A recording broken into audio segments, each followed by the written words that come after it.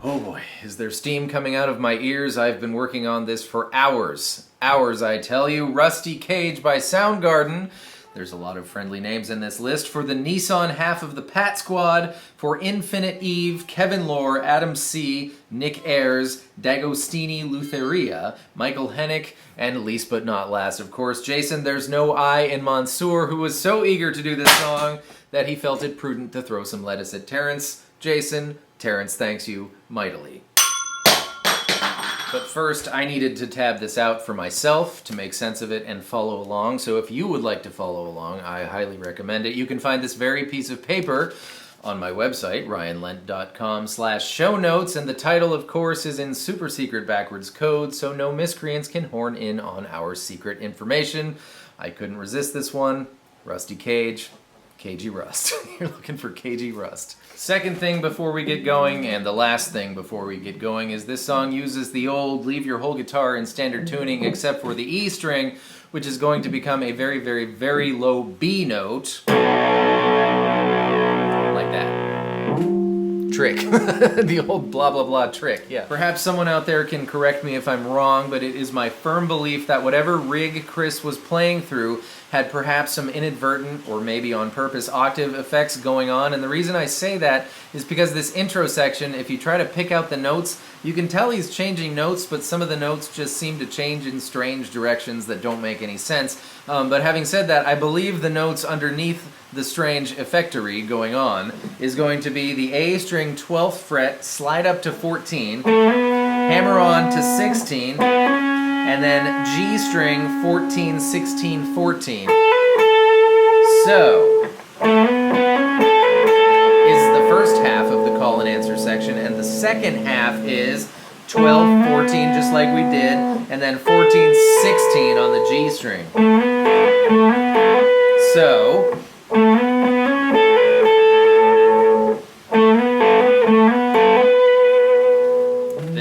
for the next 90 seconds or so, you're going to play the same thing over and over and over again, and it's the verse, and it's Finger Twister Townville. So, 10th fret of the E string, slide up to 12, then hammer from 12 to 14, kind of just like what we did to the A string, right? And then we're going to play A, 12 to 14, and we're going to end up back on E10. So,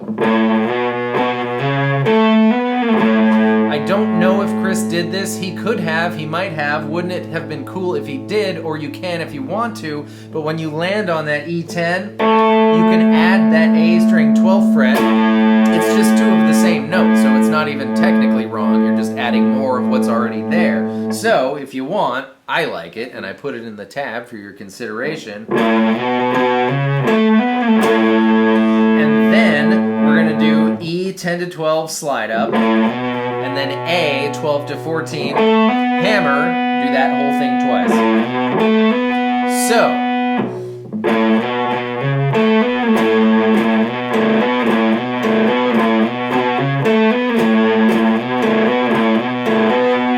of course, you don't have to add that A string 12th fret when you land on E10 if you don't want to. I can't even speak to whether or not that's correct. One time fast.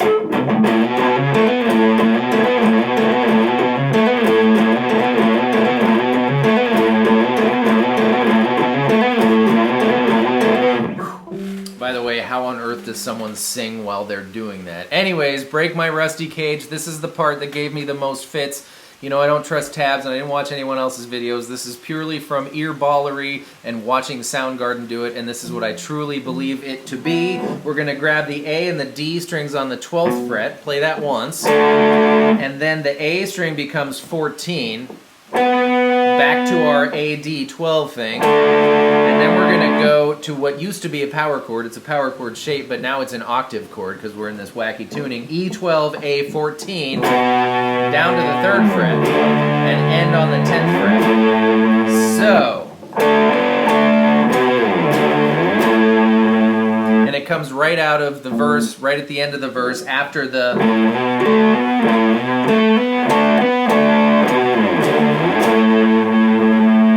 except of course much faster. But that sounds way too friendly when you make that A14 a hammer-on like I just did, so strum away at it all.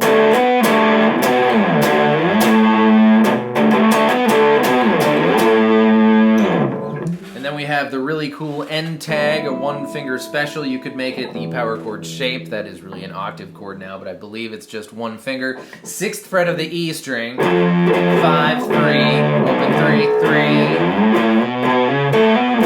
Back into the verse.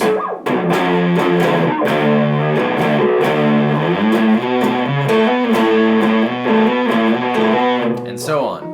I'm listening through the second verse right now, and I cannot help but notice that there's so much of that high note action going on, but Chris unmistakably plays the verse the way I'm showing you to play the verse, so perhaps that octave effect is very on purpose, and perhaps the intro I showed you is completely null, you know, and void, but given that I don't own that pedal, and you probably don't own that pedal, maybe better just to play it that way anyways so you can get the right register. Deep thoughts. Of course, the second time after the cool end tag, it hangs on that 3 before it goes into the fast part, as if it could get any faster. 6, 5, 3, open 3, 3. Gotta give it a lazy, almost little bend there, and then we're into the fast part.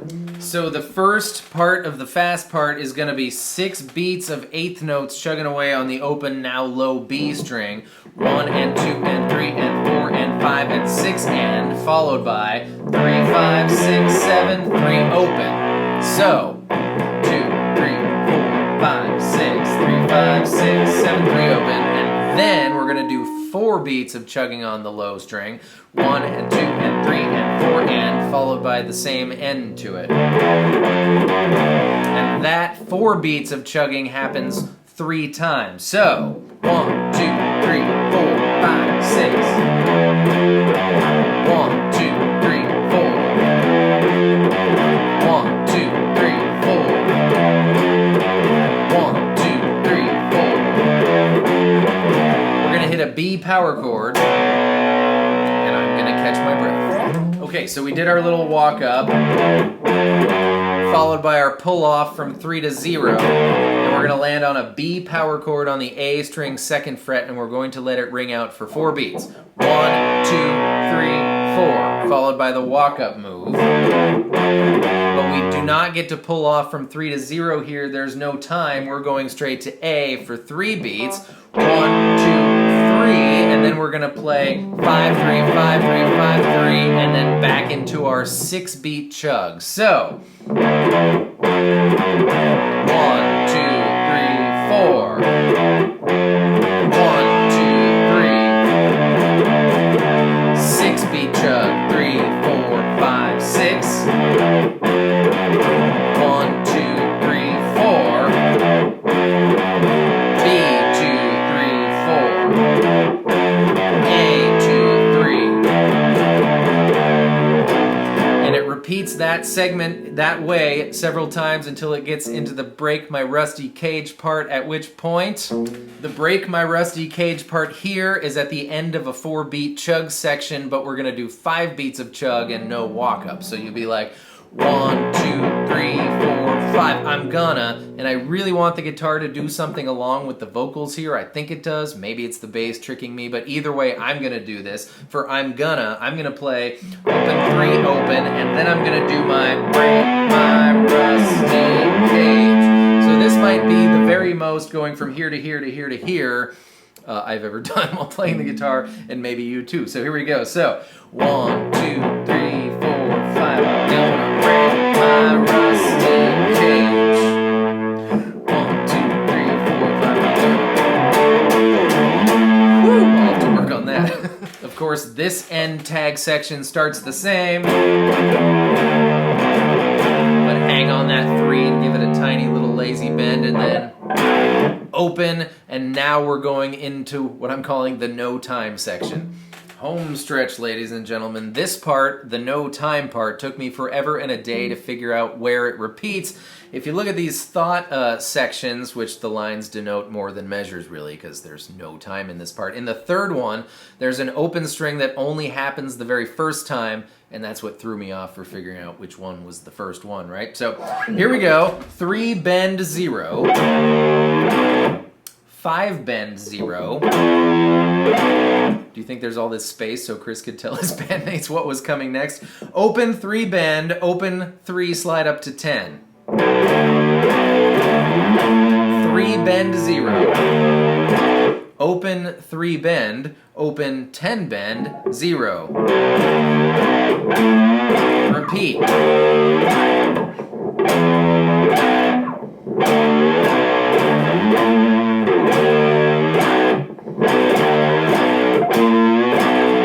And you just repeat those 5 thought segments, so to speak, over and over and over again until the very, very end. The very last break, my Rusty Cage thing cuts into the last thought segment there. You're going to do your open 3 open. And